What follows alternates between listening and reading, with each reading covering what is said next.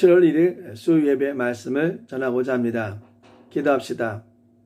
하나님, 우리 하나님은 전능하시고 사랑이 많으시며 저에게 은혜와 긍휼을 베푸시며 복을 허락하시는 하나님인 줄 믿습니다. 주님의 보혈을 통해서 저희를 하나님의 자녀로 삼으시고 하나님의 은혜와 긍휼을 베풀어 주심에 너무나 감사드립니다. 하나님의 자녀로서 온전한 거룩함을 이루며 나아가게 하여 주시고 하나님의 자녀로서 귀한 복음을 선포함으로 많은 자들이 하나님 아버지께 되돌아올 수 있도록 인도하여 주시옵소서. 우리 사랑하는 성도님 가운데 영육 가운데 힘들어하는 사람들 많이 있습니다. 하나님께서 그의 마음과 위로를 만져주시고 치유하여 주실 때에 회복되게 해 주시고 상처가 사라질 수 있도록 인도하여 주시옵소서. 이 나라가 너무나 복잡하고 어려움에 처해 있습니다. 하나님께서 지혜와 능력, 특별히 하나님을 의지하는 믿음을 허락하여 주시사 믿음 안에서 이 모든 어려운 일들이 극복될 수 있도록 인도하여 주시옵소서. 우리 귀한 성도들에게 하나님의 은혜와 긍휼을 허락하여 주시고 우리 귀한 성도님들께서 이 긍휼과 은혜를 체험하며 하루하루 감사하며 살아갈 수 있도록 인도하여 주시옵소서. 모든 영광을 주 앞에 드리오며 예수님의 이름으로 간절히 기도합니다. 아멘.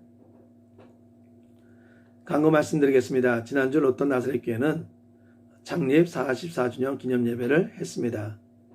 창립 44주년을 위해 교회를 청소하고 음식을 준비하고 꽃을 준비하고 비디오 영상을 준비하고 교회를 위해 봉사와 헌신을 하신 우리 모든 성도님께 진심으로 감사를 드립니다.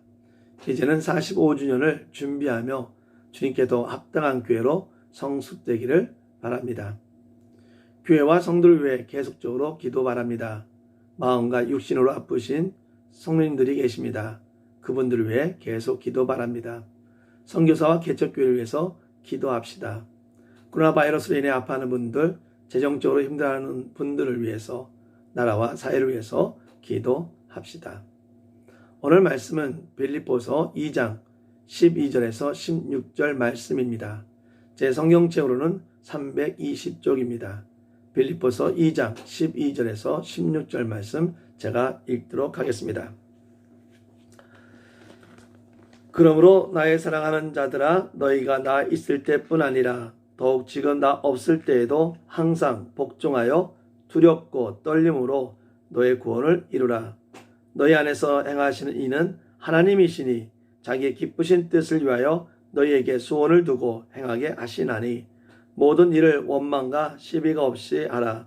이는 너희가 흠이 없고 순전하여 어그러지고 거스리는 세대 가운데서 하나님의 흠없는 자녀로 세상에 그들 가운데 빛들로 나타내며 생명의 말씀을 밝혀 나의 다름질이 헛되지 아니하고 수고도 헛되지 아니하므로 그리스도의 날에 내가 자랑할 것이 있게 하려 함이라. 아멘. 오늘부터는 수요예배 말씀만 전하고자 합니다. 많은 이해 바랍니다. 세상 사람들은 이 세상에 교회가 너무 많다고 말을 합니다. 주님께서는 말씀하시기를 가서 제자 삼으라고 하셨습니다. 말씀대로 제자를 만들다 보면 당연히 교회가 많아질 수밖에 없습니다. 교회가 많아진다는 것은 크리스찬에게 분명한 기쁜 일입니다. 왜냐하면 그만큼 주님의 제자들이 주의 말씀에 순종하였고 그 순종을 통해서 주님의 자녀들이 많아졌기 때문입니다. 교회가 많아진다는 것은 단지 크리스찬뿐 아니라 세상도 기뻐해야 합니다. 왜냐하면 교회가 많아짐으로 인해 세상이 변화되기 때문입니다. 한국은 교회를 통해 역사적인 면에서 많은 발전을 이루었습니다. 특히 교육에 있어 많은 도움을 받았습니다. 공산주의가 교회를 통해 민주주의로 바뀌는 역사적인 사건들도 많이 있습니다. 이처럼 교회가 많아진다는 것은 크리스천뿐 아니라 세상도 기뻐해야 할 일입니다. 그런데 교회가 너무 많다는 말에는 이러한 긍정적인 의미가 있어야 하는데 사실은 부정적인 면이 더 강합니다. 왜 교회가 많은 것이 긍정적인 면보다 부정적인 면이 많은 이유는 무엇입니까? 교회는 교회의 머리 대신 예수님을 본받아 교회의 본질을 지키며 선교적인 사명, 즉 소금과 빛의 사명을 감당해야 합니다. 그런데 만약 교회의 본질이 변하고 세상의 소금과 빛의 사명을 감당하지 못한다면 교회가 많은 것에 대해 긍정적이지 못하고 오히려 부정적일 것입니다. 지금 현대교회는 세상이 교회에 대해 부정적인 면을 가지고 있음에 대해 심각하게 생각을 해보아야 합니다. 왜 세상은 교회를 부정적으로 생각할까요? 오늘 본문을 통해 왜 세상이 교회를 부정적으로 보고 생각하는지 생각해 보도록 하겠습니다.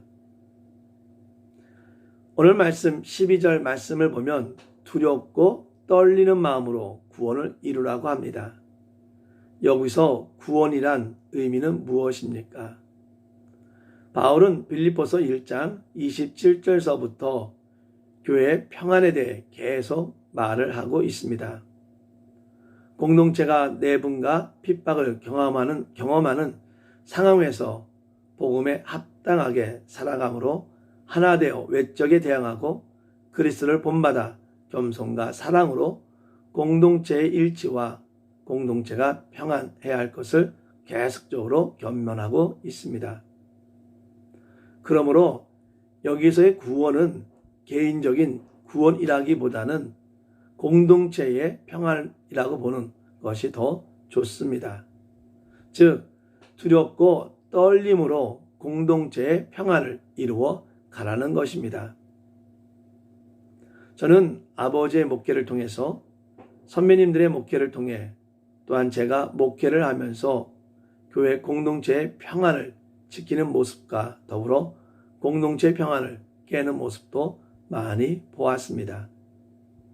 그런데 놀라운 것은 교회를 깨고 다른 교회를 세우고 다시 교회를 깨고 다른 교회를 세우는 이러한 모습 속에 전혀 두려움과 떨림이 없다는 것입니다. 오히려 그들은 너무나 자신감이 넘쳤고 담대했습니다. 사랑하는 성도 여러분, 교회의 평안을 위해서 두려움과 떨림이 있어야 합니다. 또한 교회의 평안을 깨는 것에 대한 두려움과 떨림이 있어야 합니다. 교회는 교회의 평안을 깨는 것에 대한 두려움과 떨림이 있어야 하고 또한 두려움과 떨림으로 교회의 평안을 이루어 가야 합니다. 나사렛 교회가 평안을 위해 두려움과 떨림이 있기를 바랍니다. 왜냐하면 두려움과 떨림으로 교회의 평안을 이루어가는 일을 행하시는 분은 바로 하나님이시기 때문입니다. 즉 하나님께서 교회에게 교회의 평안을 이루고자 하는 의지를 주고 능력도 주십니다. 교회의 평안을 위해 두려움과 떨림으로 애쓰는 마음을 하나님께서 주셨다는 것입니다. 즉 평안을 이루려고 하는 우리 모습 가운데에는 하나님의 계획하심이 있었다는 것입니다. 이러한 길을 걷는 우리는 나 혼자가 아닌 하나님께서 같이 하고 있다는 것입니다. 어떻게 하면 교회의 평안을 이룰 수 있을까라고 고민하는 우리에게 많은 위로와 능력이 될 줄 믿습니다. 다시 한번 두려움과 떨림으로 개인의 구원과 교회의 평안을 이루어가는 교회와 성도가 되기를 진심으로 바랍니다. 교회의 평안을 위해 교회가 두려움과 떨림으로 행할 것은 무엇입니까? 분쟁과 다툼 때문에 교회의 평안을 이루어가지 못하는 그러한 교회를 보면 공통점이 있습니다. 출애굽한 1세대가 하나님의 약속한 가나안 땅에 들어가지 못한 이유는 무엇입니까? 이스라엘 백성은 약속의 땅 가나안으로 가는 동안 그들의 지도자인 모세에게 이렇게 말을 합니다. 우리가 이렇게 힘들게 하려면은, 우리의 삶을 이렇게 어렵게 만들려고 했으면은 우리를 그냥 애굽에서 노예로 살게 하지, 왜 이끌고 나와서 우리를 고생시키며 우리를 죽이려 하느냐라고 말을 했습니다. 즉, 이스라엘 백성은 모세에게 원망을 했습니다. 또한 그들은 모세의 지침과 지도력에 시비를 걸기도 했습니다. 이러한 원망과 시비는 결국 그들을 구원의 땅인 가나안으로 들어가지 못하게 하고 광야에서 멸망을 당하게 합니다. 구약 강약교회 1세대는 원망과 시비로 평안을 이루지 못하고 멸망을 당합니다. 현대교회가 하나 되지 못하고 분쟁과 다툼으로 인해 깨어지는 이유는 무엇입니까? 바로 원망과 시비 때문입니다. 구약교회이든 신약교회이든 현대교회이든 교회 안에 원망과 시비가 있으면 교회 공동체가 평안을 이루지 못한다는 공통점이 있다는 것입니다. 그래서 바울은 공동체의 평안을 위해 원망과 시비 없이 공동체는 모든 일들을 해 나가야 한다고 오늘 빌립보 교회와 현대 교회에게 권면을 하고 있는 것입니다. 사랑하는 성도 여러분, 나사렛 교회가 두려움과 떨림으로 원망과 시비를 자제하고 교회의 평안과 가정의 평화를 지키며 나아가기를 바랍니다. 더 나아가 세상 속에서도 세상의 평안을 줄 수 있기를 바랍니다. 세상 안에서 평안을 이루기 위해 오늘 말씀은 그들 가운데 빛들로 나타내며 라고 기록하고 있습니다. 그들이란 어그러지고 거스리는 세대, 즉 삐뚤어진 잘못된 세대, 어쩌면 교회가 너무 많다고 부정적으로 바라보는 자들입니다. 그들은 일반적으로 타락하고 암흑의 세상에서 사는 자들입니다. 교회는 두려움과 떨림으로 이들에게 빛이 되어 암흑 속에서 나올 수 있도록 인도해야 한다는 것입니다.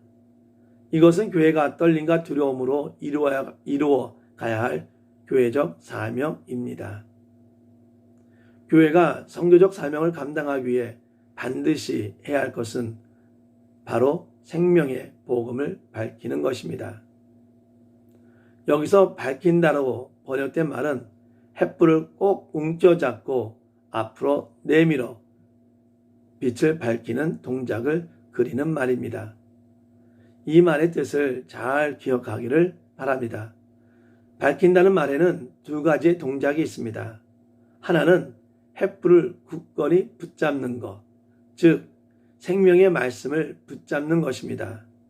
두 번째는 굳건히 붙잡은 횃불을 앞으로 내미는 것입니다.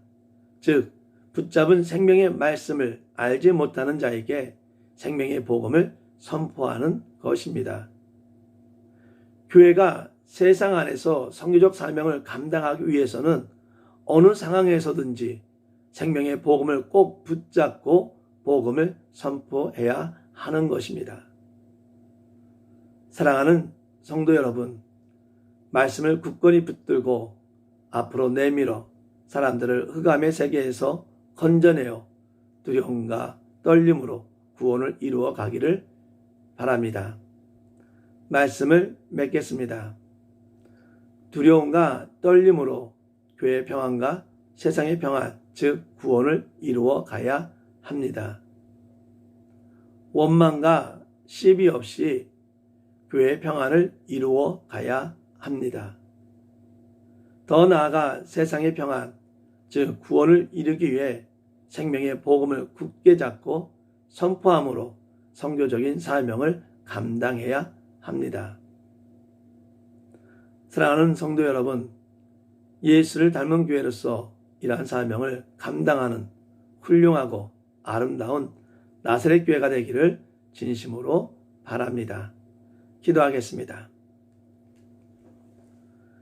하나님, 오늘도 하나님의 사랑으로 하나님의 은혜로 말씀 앞으로 예배 앞으로 인도하여 주셨음에 너무나 감사드립니다. 하나님 아버지, 우리 사랑하는 교회가 두려움과 떨림으로 구원을 이루어갈 수 있는 공동체의 평안을 이루어갈 수 있는 귀한 교회가 될 수 있도록 인도하여 주시옵소서. 분쟁과 다툼을 유발하는 불평과 원망과 시비를 없애주시고 두려움과 떨림으로 오히려 구원을 이루어가는 교회의 평안을 이루어갈 수 있는 우리 교회가 될 수 있도록 인도하여 주시옵소서. 하나님 아버지, 우리 사랑하는 교회 가운데, 성도 가운데 어떠한 문제점이 있습니까? 이러한 문제점에 대해 두려움과 떨림으로 주 앞에 고백하게 하여 주시고, 이러한 문제점들을 해결됨을 통해서 더욱더 주 앞에 의지하며 더욱더 주님을 믿음으로 나아갈 수 있는 우리 귀한 성도 될 수 있도록 인도하여 주시옵소서. 나사렛 교회가 떨림으로 두려움으로 교회적 사명을 감당하며 소금과 빛의 사명을 감당하기 원합니다. 이 사역이 이루어질 수 있도록 주님께서 역사하여 주시고 도와 주시옵소서.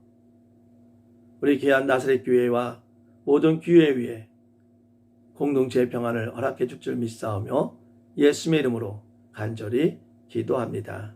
아멘. 하늘에 계신 우리 아버지여, 이름이 거룩히 여김을 받으시오며 나라의 마옵시며 뜻이 하늘에서 이루어진 것 같이 땅에서도 이루어지이다. 오늘 우리에게 일용할 양식을 주시옵고 우리가 우리에게 죄 지은 자를 사하여 준 것 같이 우리의 죄를 사하여 주시옵고 우리를 시험에 들게 하지 마옵시고 다만 하나님께서 구하옵소서. 나라와 권세와 영광이 아버지께 영원히 있사옵나이다. 아멘. 오늘 수요예배 말씀에 참석해 주신 우리 모든 성도님께 감사를 드립니다. 오늘 말씀처럼 우리가 두려움과 떨림으로 우리 교회의 평안을 위해서, 공동체의 평안을 위해서 우리가 섬김으로 하나됨으로 나아가기를 진심으로 바랍니다. 다시 한번 교회의 평안을 이루며 나아갈 수 있는 저와 여러분 되기를 바라고 이번 한 주간도 주의 은혜가 충만하기를 바랍니다. 감사합니다.